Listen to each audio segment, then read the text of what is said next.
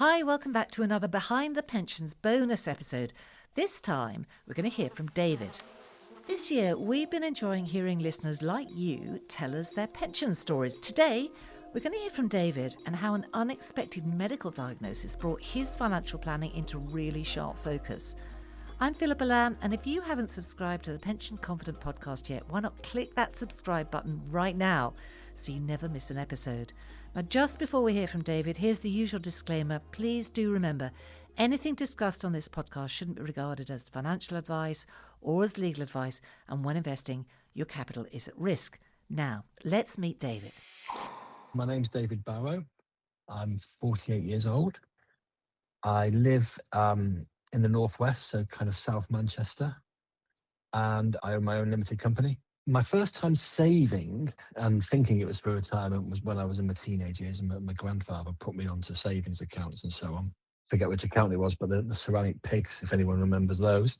And then, so he was always very focused on future planning, my granddad. And I started off with a little pension then. But the reality is that actually I was in full-time employment, employed until 10 years ago, 11 years ago now. And so I had a number of pensions that I was contributing to within the employment without really knowing what I was doing. So actually, the reality is the first time I consciously started thinking about saving for my retirement and looking at what was in those pensions and then contributing towards my own was probably only about 7 or 8 years ago. Now, pensions expert Dani Skerrett from PensionBee, she's with me and she was listening along. Hi, Dani. Hi, nice to see Philippa. you. What struck me was that even though David learned about saving from his granddad early on, he only really started paying attention to his pensions around age 40, didn't he? Yeah. Why didn't so many savers have this resistance around retirement planning, do you think? I mean, they'll save for a holiday, they'll save for a house, but not the income that's going to keep their lifestyle up to scratch in their later years. Yeah, we see this all the time when we hear people's retirement planning stories, that they start later in life, and tends to come from a conversation maybe from an older relative. So this is a very, I think, relatable story.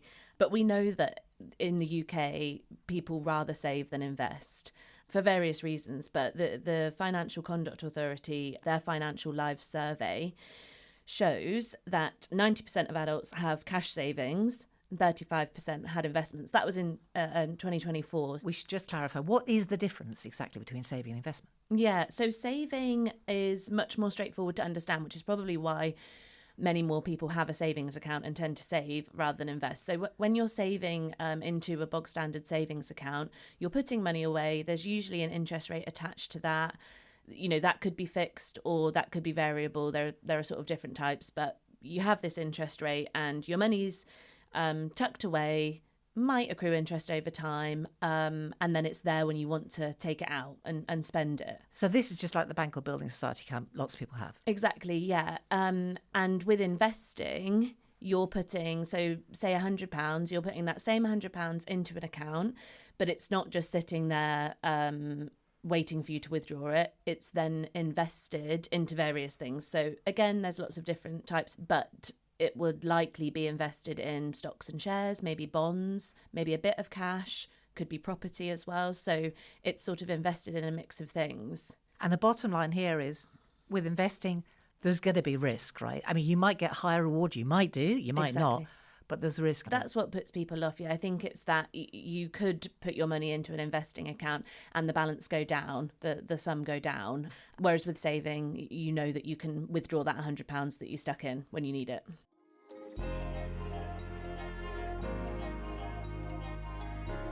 Let's hear a bit more from David about exactly where he chose to put his money and why he made the choices he did. So I've definitely done plan switches, mainly based around the fact that I'd like to see my investments going into greener pots and maybe taking a little bit more risk than I would have done before. So the pensions that are with, I worked for some very large companies that invested really well. I've kind of left them where they are because I can see the growth. And then with the smaller companies where they weren't working too well, I've taken control of them and put them into PensionBee. I like to have a little bit of risk or pseudo risk, and then just a little bit of hands off it will look after itself. So that's kind of my theory now on pensions and savings. And then my granddad's thoughts come back for the other, which is keep it safe and let it grow on its own.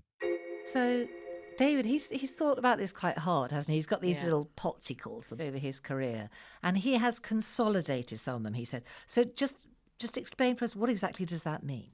Yeah, so consolidating or combining your pensions is basically just pulling them into one pot with one provider. So like David mentioned, he's had multiple different jobs for, different lengths of time and has accrued these small pots. Loads of people will have this, especially when they get to David's age, because you've naturally... Different jobs, different pensions. Yeah, had lots of different jobs, probably with different providers. So consolidating is just transferring those, bringing them all into one place. The benefits of that are you can see all of your savings in one place. You can keep track of them much easier. You can potentially save on fees you might be paying across, having 5 different pots. And paying fees on each of them. Exactly, and paying different fees. I think the benefit is you're better able to manage from sort of one place. And people tend to do that at David's age because you're thinking about it a lot more. So when you're in your 20s and 30s, maybe you're thinking, I've got 2 or 3 pensions, but don't really mind what's in them, don't really need to know where they are. But when you're in your 40s or 50s, you might be thinking, well, actually, how much is that all together? So it's just far easier to see in one place. With that, I would say that it's not always best to combine. And he's done both, hasn't he? He's left some of them where they are. Like he mentioned, others. having bigger pots with providers where he's left where they are. That's probably because, there could be benefits tied to it, special benefits. There might be exit fees. So you need to do your homework before you do that. Definitely, you carefully check with the provider what the terms would be around transferring. But it's something to consider, especially if you've got lots of small pots. Yes, got it. Now, David has also rethought where he wants to invest his money. Yeah.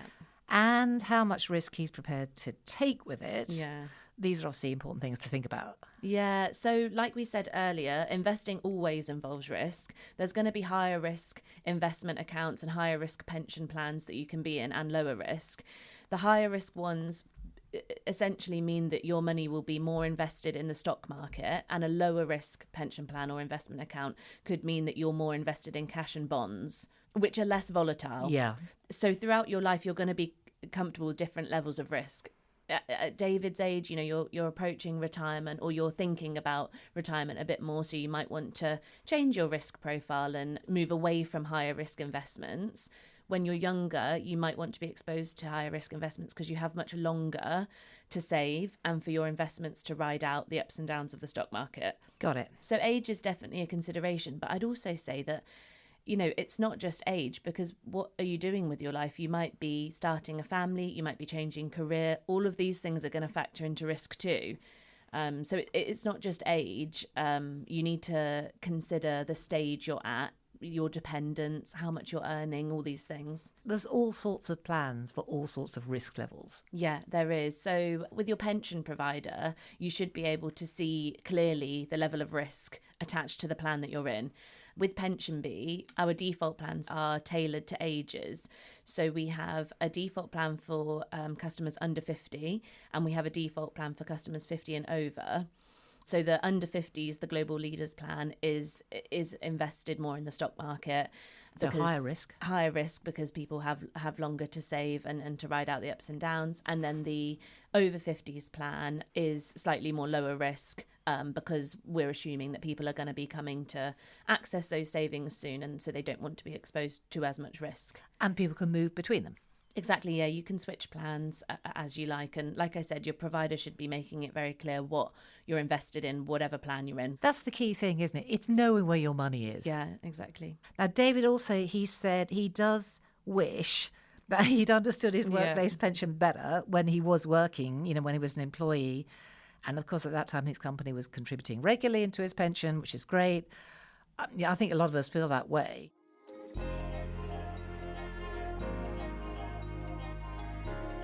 Let's hear exactly how he explained that. So I think with those pensions that I mentioned that were with the large organisations, I wish I'd have understood and acted more around the contributions. So as an employee contribution and it being matched by the employer, I didn't grasp, understand, or choose to understand that, I guess. I chose to spend the money. And whilst I don't regret spending the money. Going back, I'd probably say to myself, maybe just take an extra percent or 2% and add it onto your employer pension, because that's going to help you so much going forward. This makes me smile because I think the truth is, Mm. lots of us know almost nothing about our workplace pension schemes. How do you actually go about finding out about it? Yeah, agree. This is very relatable, and not understanding terms like matched by employer and things like that. Yeah, It seems drawdown complicated. and all the kind of jargon around pensions. Yeah. So with most workplace pensions, you should be able to just ask your HR department or your employer to share those details. You'll likely be enrolled in a workplace pension if you work full-time or part-time. You're over 22 years old, but you're not yet at state pension age. You're not already enrolled in a different workplace scheme. And there is an eligibility criteria around how much you need to earn. Okay. So if you earn, it's just over 10,000 and under 50,000, that's the bracket. So if being you don't know if you're actually, enrolled in your company pension scheme, ask. Yeah, definitely ask. And the thing is, you likely are, because there was something called auto enrollment, which came into play, I think, in 2012, that kind of made sure that a lot of people were enrolled in that workplace pension. I think the key thing to understand is if you know that you are auto enrolled, that means some of your salary is going into the workplace scheme via your own contribution, and some of it's going in from your employer. That should amount to 8%. So this really matters, doesn't it? Because it's your hard-earned cash going in every month, and it gets taken out Exactly. before your money arrives. In your monthly salary, your employer's paying into it, so that's free money. And if you don't know how it's working, well, they should explain it to you, right? Exactly. And like I said, your employer has to contribute that 8%. So it's 3% from them, 5% as a personal contribution from your salary, and that just comes out, so 8% together. But ask them. This is what David mentioned, employer matched contributions. So if you say, I'm willing to put in 6% of my salary, can you also increase the employer percentage by 1? They might do that. Yeah, because some are really generous, aren't they? And that is the thing worth looking at before you take a job, I always Yeah, think. definitely. Not just about holiday entitlement and Another salary. question I never asked when I was job hunting when I was younger. Yeah.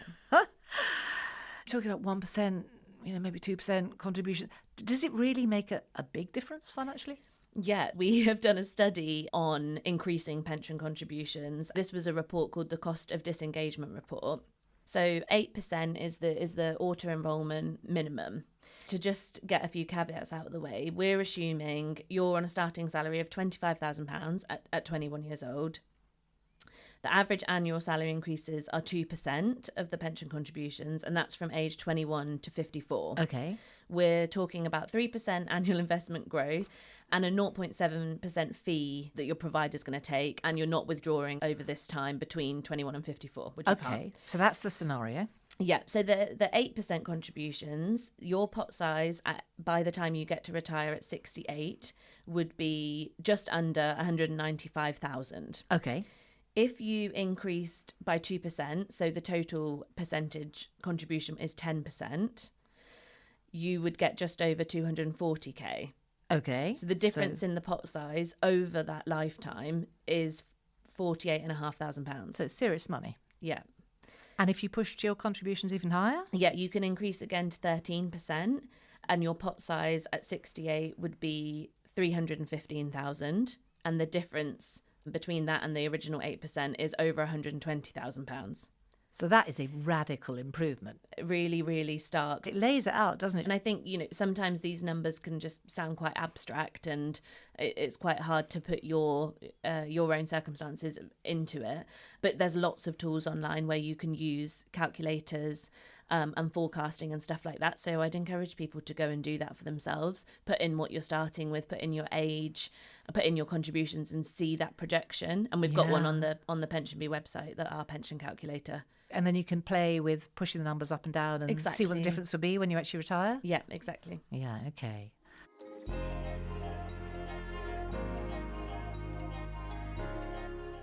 Now, getting back to David, for him, he had this diagnosis and that changed his whole outlook.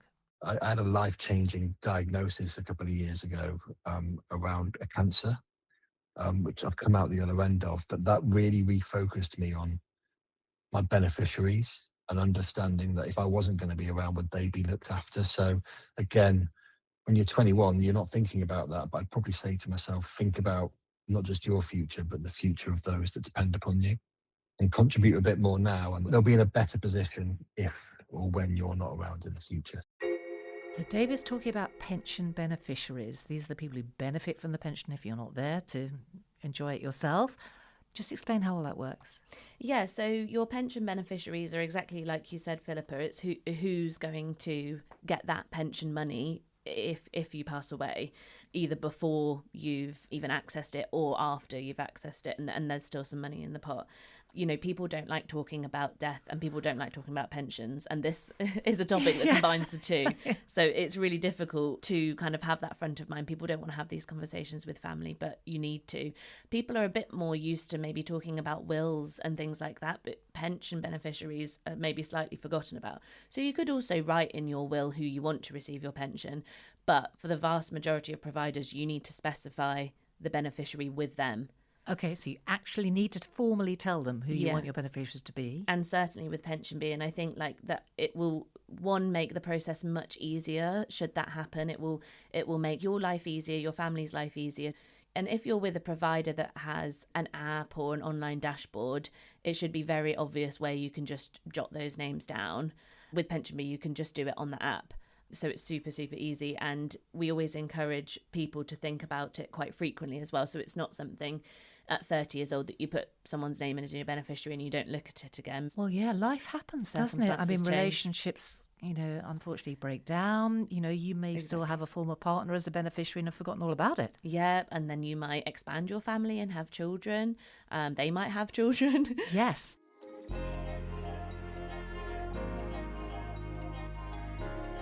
So, as well as thinking about beneficiaries, David started overhauling the financial admin that his family would have to manage if he didn't get through that cancer. That was the first thing that struck me actually when I had the diagnosis, was what is the future for those that are going to be around when I'm not.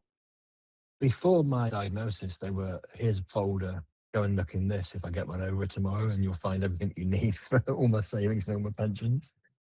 Then with that diagnosis, it was much more, we've got to sit down and go through this so you understand who to contact, how, and all the addresses that come with it and the amounts that sit there. Yeah, sat down with my wife and gone, this is what you need to do if I'm not about.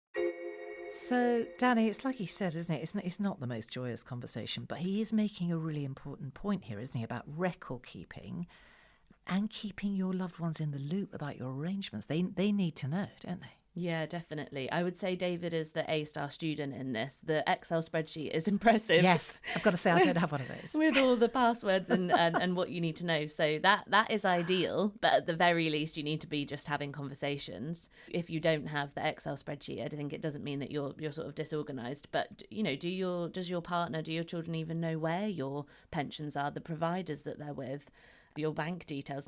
So as much as you can, keeping it really clear. And I guess that supports the point on combining, if that's right for you, combining your pensions, because then there's only one lot to remember.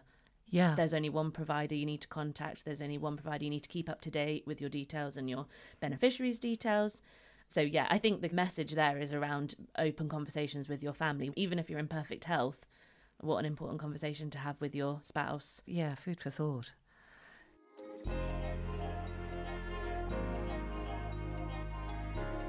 So, happily, David gets through that cancer. So what about his retirement plans now? My retirement in the perfect world looks at me being 55, wherever I want to be in the world, with people who need me to do a bit of work for them for half a day or a week or a month, phoning me and saying, can you be somewhere at this time, or can you jump on a call? And me having the choice as to whether to say yes or no. And that choice might be, I do ceramics, growing pottery and stuff. And that's my retirement. So I don't ever want to be fully retired, but I want to be in the game, so to speak, on my very own terms. And obviously you need finance to have that. So I've got money tied up in pensions, property, a few shares, and I'm just hoping that at some point they give me that ability to work at my own pace wherever I want to work. So David's looking at a future where he's in control of his own time and he's throwing pots. It sounds good, doesn't it? Yeah, definitely. It's lovely to hear about what people aspire to be doing in their retirement. I know. And the hobbies that they want to continue that they might not have time for at the moment. So I think semi-retirement is something he's sort of referring to. And we hear that so much from people now, especially people that work for themselves or work more on their own terms. So whether you're consulting or you're a freelancer, because you've already got that flexibility in your working life. So no wonder you want that to continue into your retirement years. Yeah. And less people are seeing it as a hard stop. I mean, obviously there's the money, which is helpful, but it's just like, using your skills and keeping in touch and just, I would not want to do a hard stop. I think you're right. A lot of people really like the idea of a bit of both. I think the bottom line here as well is you can only have that flexibility and carry on a bit of work and doing the things you love if you've planned. Definitely. Properly. Because you're still going to need the money, right? So, yeah. Exactly. Yeah. The pot throwing sounds lovely if you've got the retirement fund to yes. fund it. Possibly not going to pay all the bills with the ceramic pots. Yeah. I mean, it's like you say, Dan, I always think it is so interesting hearing people talk about this, because even though everyone's circumstances, they're different, lots of the issues and the questions and the decisions that David talked about, they are going to be on the table for lots of other listeners, aren't they? Everybody's trying to find that balance of having a nice life and also make sure they have enough later in life. Thanks, Dani, and thanks too to David for sharing his story with us. We really loved hearing it. If you'd like to find out more about pensions and retirement planning, just head to the show notes on this episode. We've shared a ton of resources there for you to explore and use for yourself. Now, here's a final reminder just before we go that anything discussed on the podcast shouldn't be regarded as financial advice or legal advice. And when investing, of course, your capital is at risk. Thanks for being with us. We'll see you next time.